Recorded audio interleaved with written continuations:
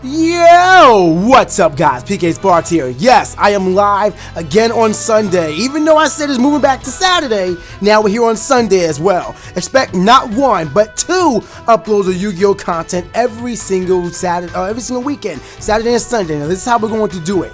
On Saturdays, that is going to be the content that you guys vote for. If you go check out yesterday's video, link to the playlist is in the description below, or y'all can just click, right here on your screen. I think it's right here, or one of these corners, in the top right corner of your screen. I think it's right here. I'm not sure. But if you click right here, click that button, you can go check the playlist, watch last week's video, and you can vote again. Click on there. You can vote for whatever we'll upload next Saturday. That is going to be the content you guys vote for out of the options available. So if you want to see a match duel, if you want to see a deck profile, if you want to see some pack openings or whatever, then that's something you guys can vote for. And on Sundays, this is where I'm going to be doing reviews or full box openings of things. Now today, thanks to my friends at Konami, I am going to be able to do a full set review of Destiny Soldiers, which released last Friday. And this set is amazing. There's not a single card in this deck that you can't make use for. However, in my review, I'm going to be talking about the splashable cards, the cards that everybody is going to want. Talk about the archetypes and the few notable cards for those archetypes. Try to make this as concise and short as possible, because I understand there's a lot of things to do about it, so I'm only going to talk about the major points. If you guys enjoyed this video and the presentation, demolish that like button for me, and let's get the video to exceed 300 likes. That's the goal, 300 likes. And of course, if you guys haven't checked out the last Yu-Gi-Oh content, make sure you guys check that out as well. Playlist, link in the description below. If you're new here, subscribe, turn on mobile notifications. But without further ado, let me tell you guys what this set includes. It's amazing. Oh my god. So first things first, this is the card that you want this set for the most. Allure Darkness is getting reprinted and is available for everybody. In a 60 card set, you have a high chance of pulling this. My friend Ziggy bought 10 packs and pulled 2. So make sure you go out there and buy this for yourself. This right here will be the reason why this set is hiked up price at your local hobby shop for trading cards or whatever. So Allure Darkness is back. You guys already know what it does. Highly splashable card for every and any dark type deck out there. I want it for my Dark Magician deck. I plan on putting one more in there so I can get 2, and then it's going to be fun. And with Allure Darkness, you can couple that with Escape from the Dark Dimension, which also comes in this really pretty holographic form. Look at it. Ain't it all pretty? Ain't it all pretty? But Escape from the Dark Dimension comes back, and you guys already know what it does. It brings back a dark type banished monster that you have. You can bring it back, equip it with this thing, and this card is destroyed. Then that card is banished, but you can bring this back anytime. With the way I use it with my Dark Magicians, I never have an issue. I've never had anybody take this away from me. So I get 2 cards, I banish a monster, then I special summon this again. It works so well. Such a good combination. Another card you're going to want to get is something else for draw power, and that is Trade-In. Trade-In lets you discard any level 8 monster, and you can draw 2 cards. So you can put this in a Blue Eyes deck. I'm personally going to be putting it into my Magnet deck because Berserkion and Valkyrion are level 8. And you can also use it in the included Darklord archetype that is in this set, where there's a lot of level 8 monsters, dark type monsters that you want to be in the grave. So you get this, you discard them to the graveyard, you draw 2 cards, and then you can have fun from there. Trade on another great card you want this for. Another good card that the Dark Lords can really thrive off of is Advanced Draw. Similar to Trade-In, you sacrifice a level 8 monster, except instead of from the hand, it has to be from the field, but you still draw 2 cards. Pretty much the same thing, and again, with the way the Dark Lords work, that's more beneficial than it will actually hurt you. So something you really want to include in your deck. You have you have a highly splashable card in Dark Hole right here. Destroys the entire field of monsters. Just set it down, destroys everything. Really nice splashable card, and I believe that in this meta right now, it is at level. It is at rank. Oh my god, it is at limits 3. Like, it's not even banned at all. Not semi-limited or limited. You can have 3. So really nice card. You can have holographic as well. It's pretty. You have Fires of Doomsday, which is a really good card for any deck that uses the plethora of dark type monsters. Lets you summon 2 tokens. You can't summon the same turn that you summon these tokens. However, you can summon these at the end of your opponent's turn, and then on your turn, sacrifice the 2 tokens for any dark type monster. You can't use it for anything, but any dark type monster you can use Fires of Doomsday for. It's a really nice card, not to mention because they're fiends, you can use them for any other purposes. I mean, if you want to fuse something that requires 2 dark type monsters, 2 fiend type monsters, these tokens can't come through. So Fires of Doomsday is really nice. You also have Doomsday Horror, which is a card that's really good. But it's more so if you want to bring your banished monsters back, because he doesn't get that much of a boost from the banished monsters. But basically, the way he works is you get 300 attack and defense for every dark type monster banished from your graveyard. But, for the number of banished dark, it's not even yours, any dark type monsters that are banished, it gets 300 attack. But the most important thing is that when this card is destroyed and sent to the graveyard, you can return all the banished monsters back to the graveyard. So if you want to refresh your banished cards or your graveyard cards, and you want to bring them back, this is something you may want to put into your deck and destroy it. Is it by battle? If this card is destroyed and sent to the graveyard, so this is destroyed, so Darkhold, Raigeki, Raigeki from your opponent, anything that works, as long as it's destroyed, you can bring back those dark monsters from Banish. And another card I want to talk about, something that some people may want to use, but kind of, Actually, no, we have one more, excuse me. Prometheus, the King of Shadows. When this card is summoned, banish any number of dark monsters from your graveyard, and if you do, this card gains 400 attack until the end phase. Now, it would actually be decent if it wasn't until the end phase, but because it's such a short thing and banishing your cards, it's like, it's not really worth it. But if you just want to get them out the grave, if that's your playstyle, then Prometheus is what you want to include in your deck. And the last card that can protect any dark type monster is a counter trap card. It can protect them from any spell, trap, or monster effect. If it's targeting them, it's Dark Illusion. Really nice card. I used to run it in my Dark Magician deck, but now that I have Eternal Soul, I don't really need it. But still, Dark Illusion is a really nice card, something you may want to include if you're looking for something just to protect your dark type monsters while you prepare yourself. So, prepare yourself. But yeah, really nice card. All the Splashable cards are here. And now all we have are these archetypes. And one of them I'm really excited about. I'm going to be saving that one for last. But the other two, the Dark Lords and the Destiny Heroes, they are looking kind of clean. Now, as the name would allude to, of course, Destiny Soldiers is going to be including a lot of Destiny Hero supports. You get a few reprints of some pretty solid cards for the Destiny Hero archetype. You have Diamond Dude, you have Destiny Hero Malicious, all hollow. Look at it, look at how pretty it is. Look at Dogma, nice and pretty. Although I think he already came in hollow, but still. Destiny Hero Plasma is also very pretty, and it's a very good card. If you can summon it by sacrificing 3 monsters, you can negate any and all monster effects. So, well, on your opponent's side of the field. So, you know, Destiny Hero Plasma is nice for that regard. Not to mention, you can just usurp any monster and say, all right, half his attack punch is now mine. Plasma is a really nice card. And of course, you have Destiny Hero Dragoon, which, if you get this bad boy out, is pretty much GG, because even if it's destroyed and sent to the graveyard, you can banish another Destiny Hero and then bring this back. Just say, all right, well, I'm going to give it to him, bring this back, and now I can destroy any monster on the field and inflict direct damage to you equal to that monster's attack on your side of the field. So, yeah. I mean, he can't attack when he does that ability, but still, Destiny and Dragoon is really a really strong card. But one of the cards, well, first of all of these are new support. All these new supports. I have a few cards I want to talk about, though. This first one, I think, is the best new monsters to be added for this archetype, and allows you to really search a few Destiny Heroes. Destiny Hero Decider, and I don't know how overpowered they think this card is, but each effect of Destiny Hero Decider you can only use once per duel. Each effect you can only use once per duel. Now, to me, it seems a little silly, but it also encourages people to only have one of them in their deck. So you don't need to run 2 or 3, because you don't, unless you really want to draw it in your hand, you can only use each effect once. It's kind of restricted, but still, these effects are pretty decent. I'll read them out aloud for you. Level 6 or higher monsters your opponent controls cannot target this card for attacks. You can only use each effect of the following effects of Destiny Hero Decider once per duel. 1. Effect 1. If this card is normal summon or special summon, you can add 1 hero monster from your graveyard to your hand during the end phase of this turn. So if you summon this thing, if there's anything you don't want in the graveyard, something you want back, you can just pull it back. Say you have all the components for Destiny Hero Dragoon, but you don't have, Destiny Hero Dogma. You can just summon this thing at the end phase, similar to X-Saber Dark Soul. You can just bring that card back from the graveyard to your hand, and the next turn you can summon Dragoon. There you go. The second effect, though, is pretty nice. During either player's turn, when a card or effect is activated that would inflict damage to you while this card is in your graveyard, return this card to the hand, and if you do, make that effect damage to you 0. So, a lot of things I should mention about the Destiny Heroes, they really do focus on stopping effect damage. How often do people do effect damage? Like, normally if they do that, it's always extra. They don't really focus on that. But still, Destiny Hero Decider, I think, is the best card just for that first ability. You can immediately pull back any Destiny Hero. So probably the best support card for it.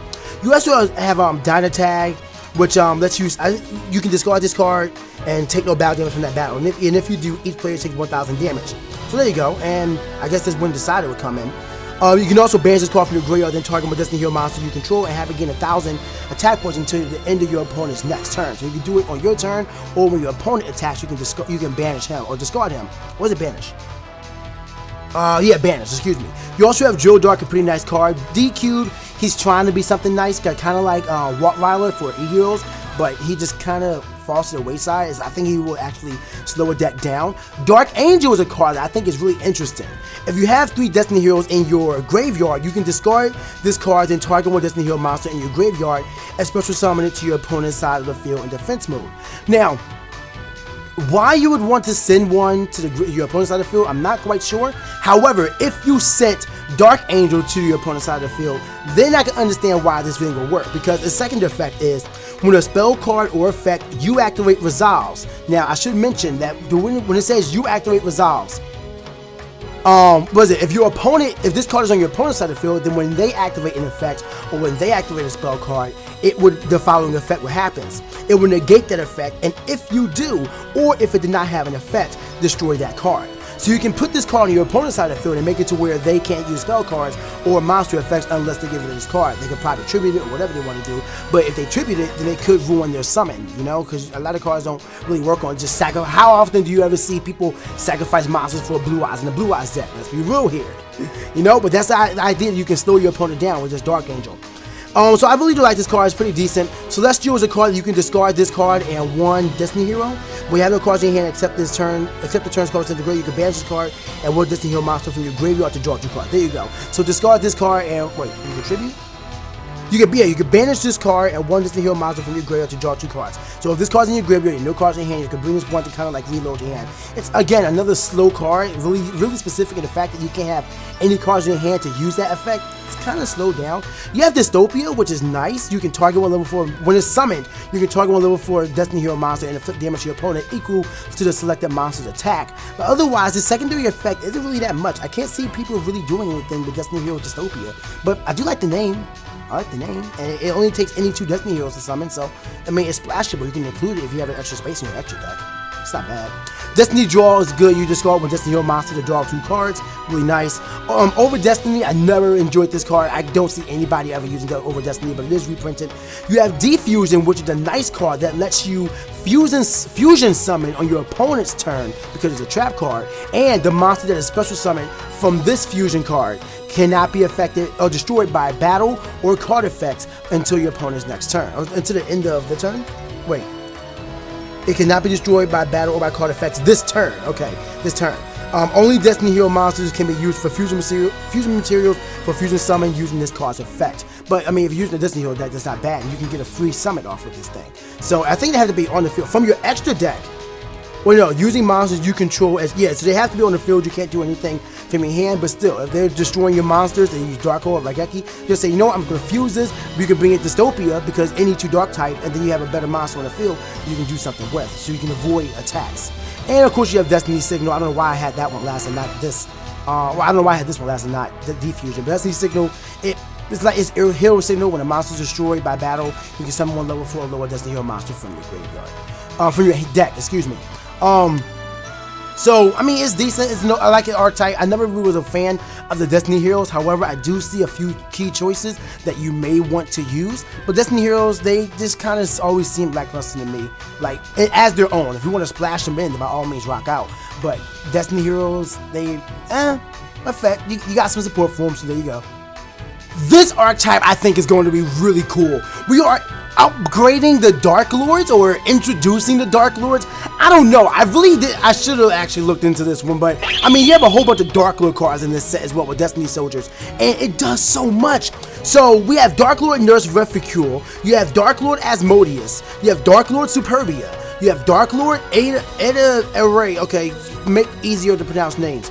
You have Dark Lord Zerato, you have Archlord Krista, which is a really cool card in this deck. Because, I mean, if you have 4 fairies in the graveyard, which you will have with this deck, you can summon this thing, and then nobody can special summon monsters. This one can kind of make it sort of a stalemate, where, you know, it can stop your opponent, but you can't special summon the way you want to, which is what you want to do a lot with this archetype, the Dark Lords. But still, you have Archlord Krista, and even this card, Dark Lord Marie. Do you guys recognize this card? Y'all recognize it? I'm gonna put it. Y'all recognize? Oh, yeah, maybe not that close. But y'all recognize this card? This was Marie, the Fallen One. They renamed her to Darklord Marie, and now she heals you. And I understand why they did this, because when you see these new cards they introduced for the Darklord archetype, it's so good. We have DarklordXX, Darklord, I'm just gonna call him Tez. So Darklord Tez, by the way, ain't he pretty? Ain't these cards pretty? But yeah, DarklordXX, Darklord Tez, DatHottneSS, and Darklord Amdusk. Now, all these cards have individual effects, but the one effect I really want to focus on is they all have an effect where if you pay 1,000 life points, you can activate the effect of any Darklord card. I think it's Darklord card. Yeah, activate the effect of any Darklord spell trap card in your graveyard as this effect. So you pay 1,000 to activate one, and then the same card you targeted that you wanted to gain the effect of, you send it back to your deck so you can reuse that later. Now, that does kind of slow you down because you can't keep using the same card, but that means you can use the same effect twice, and that's important for one reason, but I'll get to that in just a second. But one card I want to note, because you have to pay 1,000 life points in order to do that, which means you can only do so 8 times in a duel, you want to make sure that you can pad your life points. Not only do you have Darklord Marie that now, the new card that gives you 200 life points, 200 life points as long as this card is in the graveyard during your standby phase, but you also have Darklord Morningstar. This card lets you, actually I kind of forget the effect, I know I had it in my mind. Once per turn, you can send cards from the top of your deck to the graveyard, which again you want to do because the Dark Lords are all about special summoning from the graveyard. They're dark angels, they're fallen angels. Think about that. But anyway, so the graveyard equal to the number of Darklord monsters on the field. And if you do, gain 500 life points for each Darklord card sent to the graveyard by this effect. Now, the only thing I wish that was still around for this type of deck and this card is Pot of Avarice, because then you could just recycle like a mother. But still, Darklord Morningstar is something you really want to summon. It really is kind of hard to get him out. He can't be special summoned at all. So, and when you tribute summon him, you can special summon Darklord monsters from your hand or deck up to the number of effect monsters your opponent controls. So, if you get this thing out with, you may want to use earlier what I mentioned at the beginning of the video with Fires of Doomsday. Get this thing out.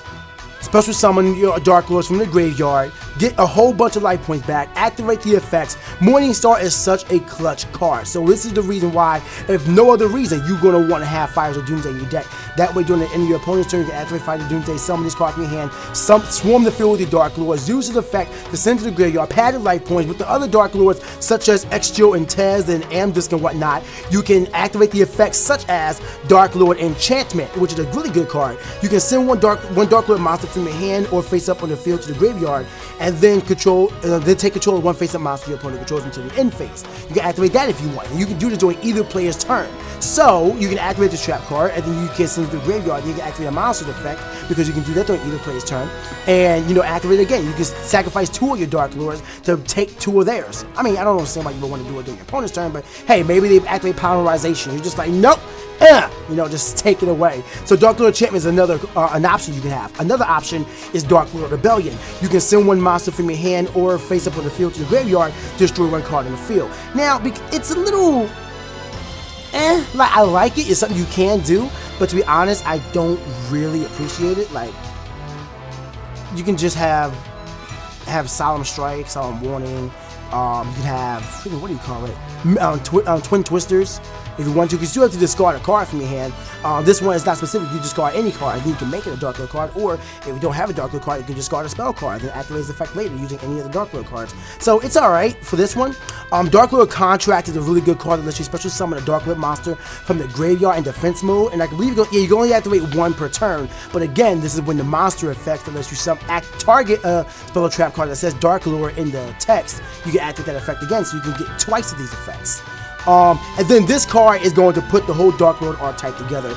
Banishment of the Dark Lords. Long story short, you can search your deck for any Darklord card. Search it. Just say anyone except Banishment of the Dark Lords, of course. But still, you can just search it. You can only activate 1 per turn. But then if you activate this and you have Dark Lord in the field, you can pay 1,000, activate it again, send this one back to your deck. So even if they limit this card, you're still going to be good. Like, you'll be fine. You only activate 1 per turn.